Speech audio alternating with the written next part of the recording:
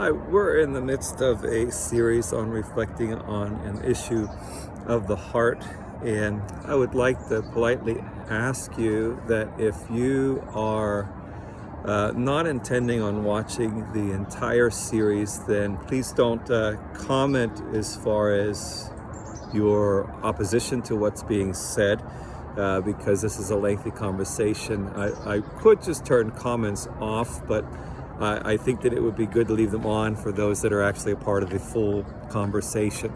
So again, if you're not intending on watching all the videos, and that's fine. It's a long series. We're on video 14 now, and each one's about 15 minutes long or so.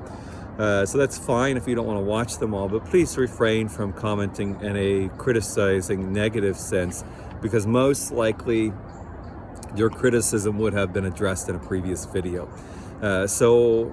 So again, if you haven't watched them, I'd encourage you to do so, to go start back at video 1 and watch all the way up to this video, as again, this is a thoughtful, reflective consideration of an important issue, a controversial issue, and want to make sure you're a part of the whole conversation before you jump in. This is video 14, and really this one probably isn't as controversial. We're just going to consider, I think we've reflected through most of the general angles to consider, and we're now going to lastly here reflect on how to communicate this issue to others in a wise way. We've talked on that a little bit off and on. And then hopefully next week, I think we can start looking into some research on providing some evidence for the issue of racism, and particularly systemic racism. Again, you might not believe in that, and that's fine. Please refrain from your negative comments unless you've watched all the videos. And if you do want to do a negative comment, and this video will kind of take us there. If you do want to give a negative comment, please make sure that your intention is to have a conversation and not actually just state your opinion and move on. So, a couple of things to consider when we're trying to communicate this issue wisely, and it's really difficult to do so in a world of social media, because so much of our opinions in a conversation ends up out there to people that are not a part of the conversation, and sometimes that's intended, sometimes it's not, and so it's really difficult to keep private conversations at times, but we still can. Proverbs 26 verse 4 and 5 says, "Answer not a fool to his folly, lest you be like him yourself. Answer a fool according to his folly, lest you be wise and he be wise in his own eyes." One thing that we want to consider is whether or not the person is actually willing to have a conversation, or if they just want to hold to their beliefs and stick to that, and they don't really care what you have to say. You can kind of tell that sometimes when someone gives their opinion, you give a rebuttal, and they just restate that opinion. They're not responding to your rebuttal, and so they really have no intention on a conversation. They just want to uphold their viewpoint, and that's it. And so if you run into someone like that, a lot of times just don't bother, because they have no intention of considering changing their mind, considering what you have to say. So just don't bother. Pray for them. Maybe look to see if there's opportunity of a heart change at some point down the road. But in the moment, if they're demonstrating that, just don't bother.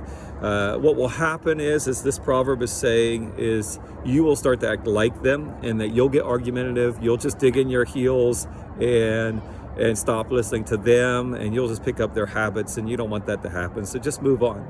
The other thing that this proverb points out that could happen is that person can start to feel justified in their viewpoints by the way that that conversation goes on, and you don't want that to happen either. So again, if you start talking to someone and you realize they're not wanting to have a conversation about it, they just want to win the argument and uphold their opinions, then move on. Move on. However, Proverbs 9 verse 8 and 9 says, do not reprove a scoffer, or he will hate you. Reprove a wise man, and he will love you. Give instruction to a wise man, and he will be still wiser. Teach a righteous man, and he will increase in learning. Now, one thing that I like about that is it's demonstrating that a wise man could have things that he still doesn't know. I think sometimes we think that if I'm going to be wise, I have to know all the answers and always be right. And that's not true, at least not biblically. A wise man does not always have the answers. And a wise man at times is in ignorance and isn't aware and is wrong. But what makes a person wise is they're willing to consider that they are wrong, and they're willing to think through that possibility and listen to things and change their minds if that is what is needed. And so if you are talking to someone and you realize that they're open, just because there are other people that are not, just because there are other people that are more argumentative and difficult to have a conversation with that you have to walk away from, does not mean that this person needs to be walked away from. So look to see if someone has an open heart, then start having the conversation with them. Be willing to take the risk and do that. Proverbs 10, verse 17 says, "Whoever heeds instruction is on the path to life, but he who rejects reproof leads others astray." So be careful that you engage, especially if others, who you engage, especially if others are around you, because there can be a negative effect on others. So what I mean by that is this says that those who reject this reproof will lead others astray. So if you're in a group context and this issue comes up and you bring it up and you find out that there is one person in the group that is argumentative and not willing to actually have a conversation about it, then don't talk within the group. Even if you see other people that are open, don't talk in the group. Just wait and see if you have an opportunity to talk to somebody who is open-minded alone, away from that person. Because what will happen is the argumentative person at times will win the day and possibly get the other people to take that wrong view. So instead, just wait. There's an opportunity there, but there's a person in there that's going to wreak havoc on that opportunity. So just wait until you can possibly get alone with that person that's open. Proverbs 15 verse 1 says, "A soft answer turns away wrath, but a harsh word stirs up anger." As much as this is difficult to do, as best as we can, be peaceful, gentle, and kind, and understanding in every way when you converse with people on this issue. It should be the same in all controversial things, but especially this issue, because the moment you get fired up, the moment you get angry, the moment you start to blame and insult, it shuts the other person down. Whether your information is accurate and true or not is not relevant. It just shuts the other person down. So make sure to try your best, and it's hard. It really is hard. And sometimes you're kind of justified in your anger and frustration, but try your best to stay calm, because the Proverbs here says that will be what wins the day. Proverbs 19 verse 6 says, "Many seek the favor of a generous man, and everyone is a friend to a man who gives gifts." Why do I point out that verse in this context? Because of an aspect of human nature. We tend to want to be in good with groups that we think we can benefit from. That could be all kinds of things. That could be just a group that has some form of power, a group that can offer me a position or a role that I want, or get me in good with other people, or I could just fit in general. We have within our human, that's why sometimes we shy away from confronting injustices, because we don't want to be on the outside or accused of being one of them kind of dynamic. And that's out there. And if we're aware that that's out there, we can kind of work with it. That's also in us too, by the way. No one's really exempt from that tendency. And what we could do with this is just know that some people, again, won't listen to you until you get them alone. So try to find a way to get a private conversation going with that person, so that they won't feel like, well, the other people are watching, so I don't want to listen to this because I don't want to look like I'm something else, and so I want to stay in good, so I'm not listening. So know that, and just instead of trying to work so hard against it, see if you can work around it, like I said, and pull them aside and talk to them privately somehow. Some people aren't listening because they want to be in a group So they have to be helped to see that there's a gain in being in a different group. So what you might need to do is, instead of addressing the issue of race, start addressing the issue of the group that they're a part of. Do it gently and carefully, because the stronger their ties are to that group, the more likely they will want to resist you. But see if you can point out holes in the group and concerns in the group, and try to see if you can get them to pull away from the group. Because once you can get them away from that group, that need to align with that group, then you might be able to start convincing them over the race issue. Be aware that this kind of pressure can also be used to convince others of the cause.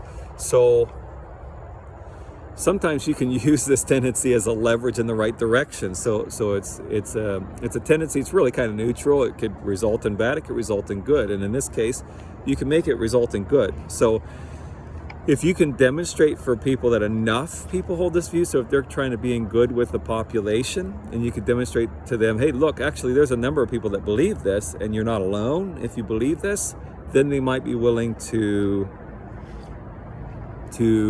change their minds about that. Show them that specific people hold the view. So especially if it's someone that they really admire and respect and trust, then show them that that person believes in this view, and you might find leverage to get them to be more open-minded. Show them that the Bible demonstrates this view of racial equity and right treatment of others, no matter what their skin color. Demonstrate this to them as well, and you will find leverage depending on their commitment to the word.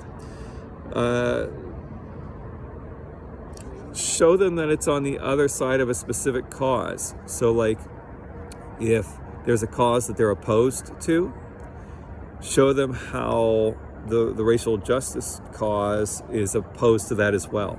Or if it's on a cause that they're for, show them how the racial justice side is on the same side as the cause that they support, and you might find leverage that way. Sometimes you need to show them that it's cool to be on this side, and it actually it is and it isn't. It depends on where you are, because it's a controversial issue. But if you could demonstrate for them that they can be in with a certain group or certain groups because of it, that might be a way that you gain leverage.